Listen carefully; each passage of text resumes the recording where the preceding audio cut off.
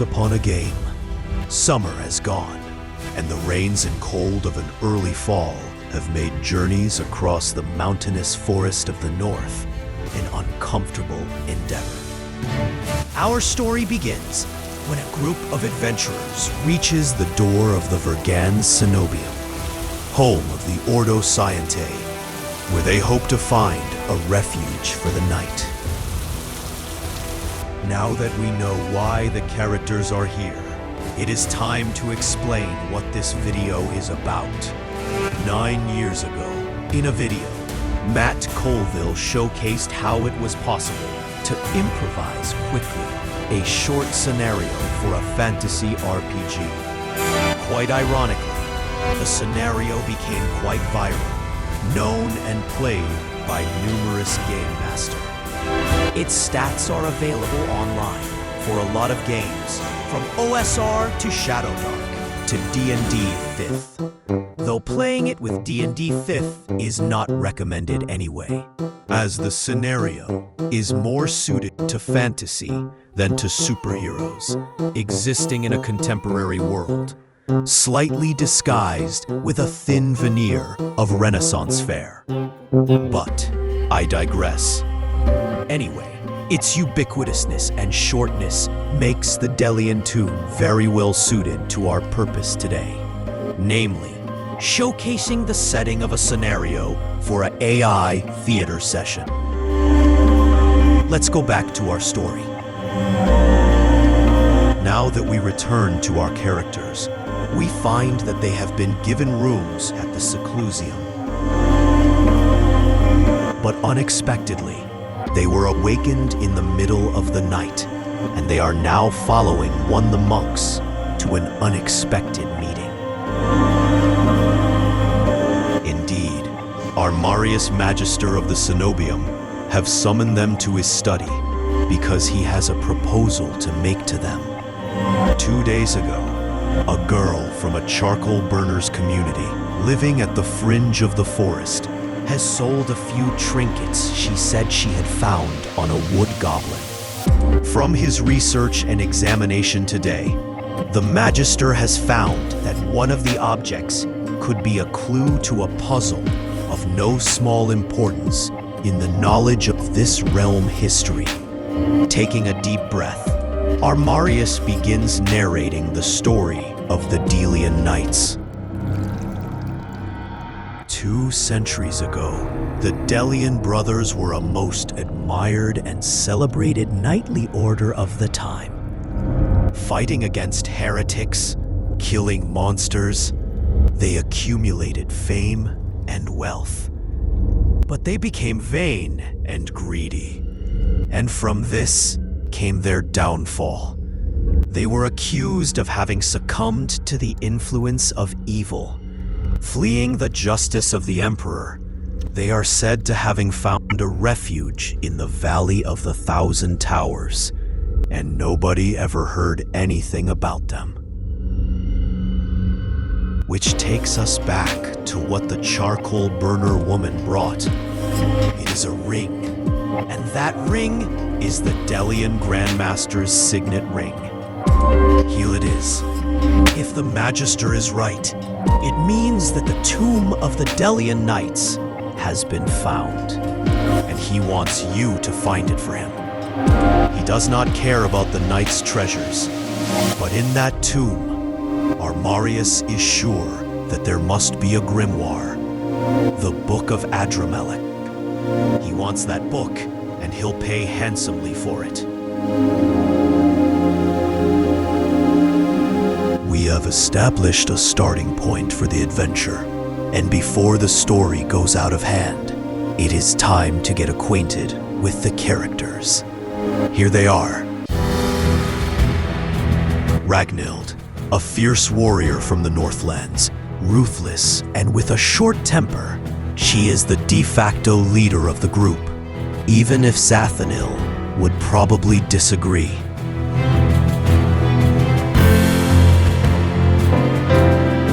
Zathanil, a sorcerer and a charlatan. He is probably less powerful than he thinks he is, and certainly much less than he pretends to be.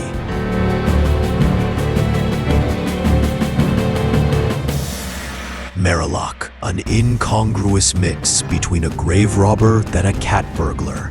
He is as deceptive as his innocent looks.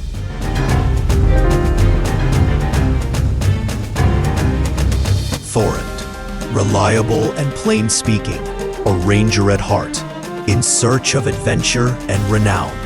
He sometimes wonders if he has chosen the right company.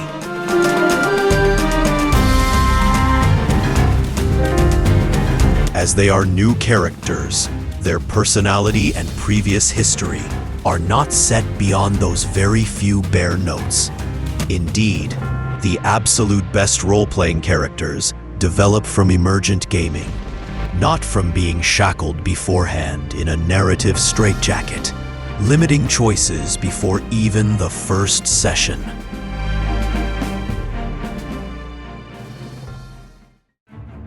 And by a cold, misty morning, our intrepid band of characters take the road leading to the fringe of the dark forest. The obvious place to begin, for them, is of course the charcoal burners' camp, where they hope to find the girl who sold the trinkets to the monks. The camp of the charcoal burners is not very difficult to find, a smell of smoke being conspicuous for miles around. And the characters arrive quickly at a very ramshackle camp, where soot-covered peoples working on slow-burning fires look at them with more hostility than curiosity.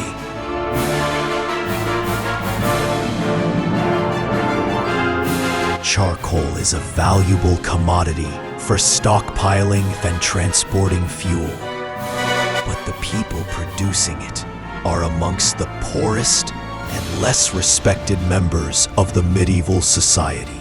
They live at the fringe of the dark woods, and in the mind of ordinary peoples, they are often associated with the evils lurking in the forest, brigands or evil creatures.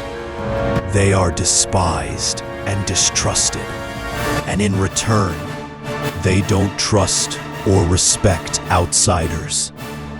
The charcoal burners are not very talkative, fearful of those armed strangers. But luckily for the characters, they have a problem of their own, and our heroes could be their solution.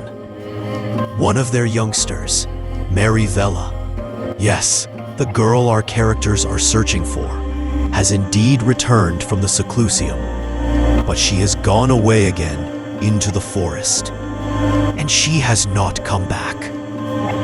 Charcoal burners are not rangers or backwoodsmen. They don't know where she is, nor have they been able to follow her tracks, but they know the direction she has taken.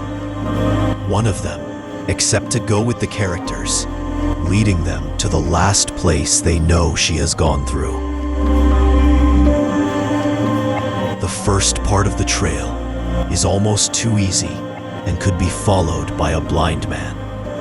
But rapidly, the signs become much difficult to follow, and the charcoal burner cannot guide the characters any further. Whilst following the tracks of Mary Vella proved out of reach for the charcoal burners, it is not very difficult for a skilled ranger, and Thorond is a good one. Our characters go on, immersing themselves in a darker, deeper part of the forest, following the indications of Thorond. Until now, we have had role-playing occasions at the seclusium or during the meeting with the charcoal burners. Now, whilst journeying through the forest, there could be some occasions to let the characters use some of their skills, and maybe have an encounter in the woods. An animal, a lone goblin, a monster.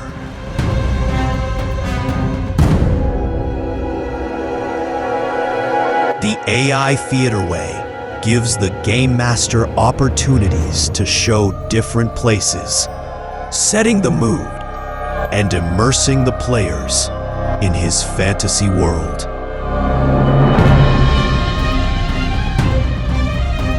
Encounters don't have to be straight encounters.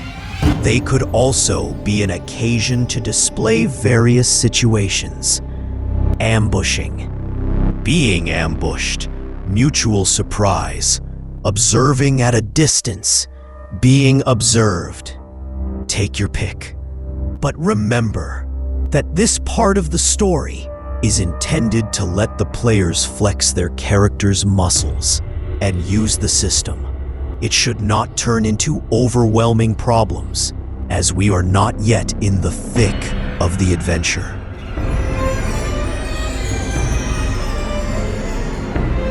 Until suddenly we are, when Thorond, scouting ahead, finds a ruined entry, guarded by 2 goblins.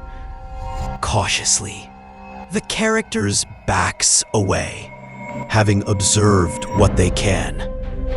It is now time to prepare themselves, maybe discuss a plan.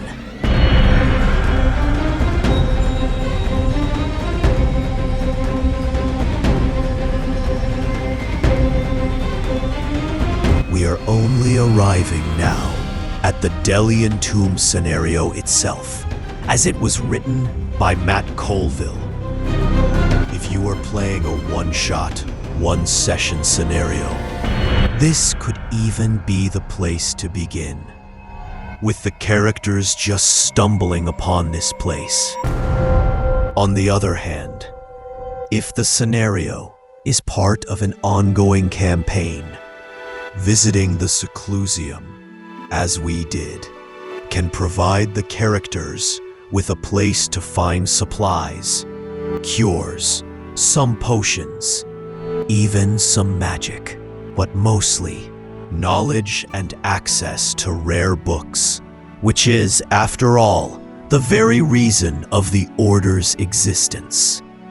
It does also give context, and could later become a logical place to launch a quest or find refuge during a campaign.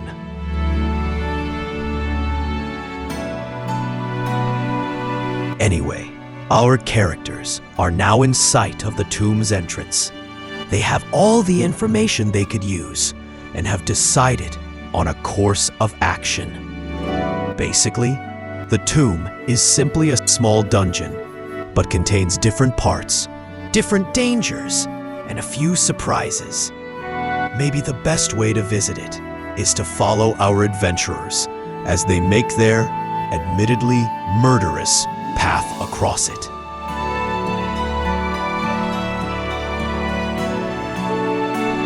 Here is the map as we are going to use it. Note that at a pinch, that map could have been used as a battle map. We won't need to do that here, but remember that the possibility exists.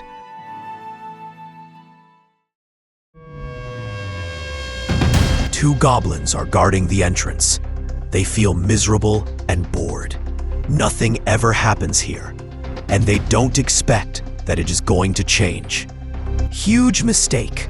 Using stealth and surprise, the characters take the goblins down.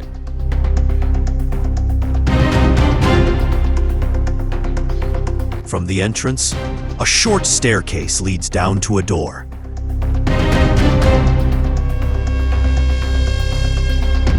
Advancing very cautiously, following Marilock, the adventurers push the door and burst into a room decorated with the dilapidated paintings of time past.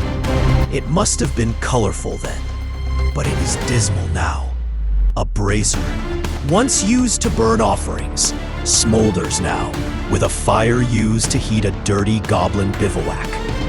A very surprised goblin looks at them in terror and starts running to the other side. Luckily, Thorond was fast enough to loose an arrow, and the goblin falls to the ground before being able to alert his friends.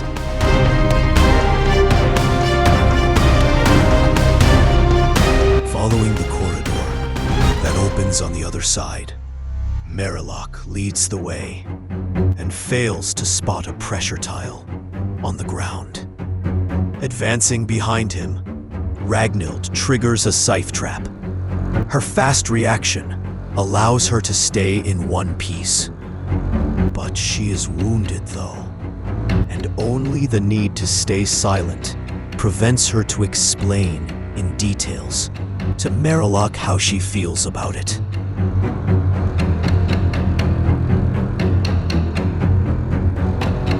There is light coming from ahead at the end of the corridor, and laughs and shouts in goblin voices, but also a human voice, afraid and pleading. It seems that the characters have found Mariavella after all.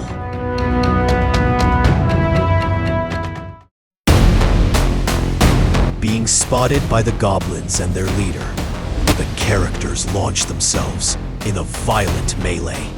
The fight is swift and brutal.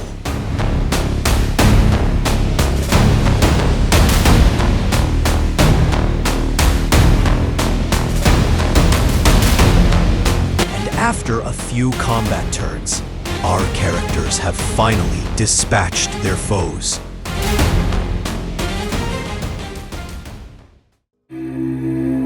They have all suffered some injuries, but they have also saved Mariavella. Though she seems more sulky than grateful, her dreams of finding other valuables to sell to the monks having not turned as she hoped. But wait, where could be that book that Magister Arminius wanted so much? There seems to be nothing here. Still, after quite some time searching and looking around, Merilock finds a secret door. Redeeming himself in the eyes of Ragnhild, he hopes. Advancing wearily between two rows of tombs, the characters are looking around, spotting valuables, admiring a sword that shines brightly in the dark. And maybe there, in the shadows, a book that could be the grimoire they have come to find.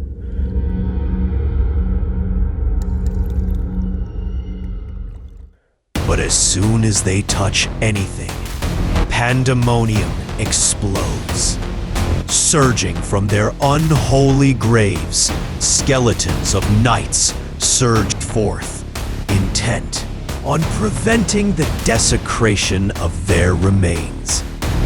Wounded as they are, the characters can only fight back and beat a hasty retreat, battling to exit the room and pursued by the skeleton knights, grabbing the grimoire and anything of value that they had been able to take with them.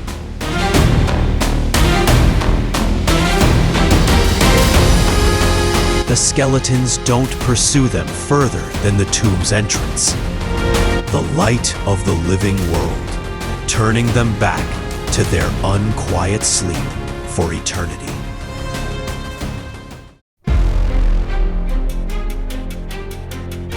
The characters are victorious and can return to Magister Arminius, giving him the grimoire for an honest compensation, of course, as they begin the journey back to civilization, leaving the dark woods and their dangers. Somewhere in the seclusium, a young monk has begun to chronicle the story of a new group of adventurers. Will they become heroes, or will they succumb to a TPK one tragic day? Only time will tell.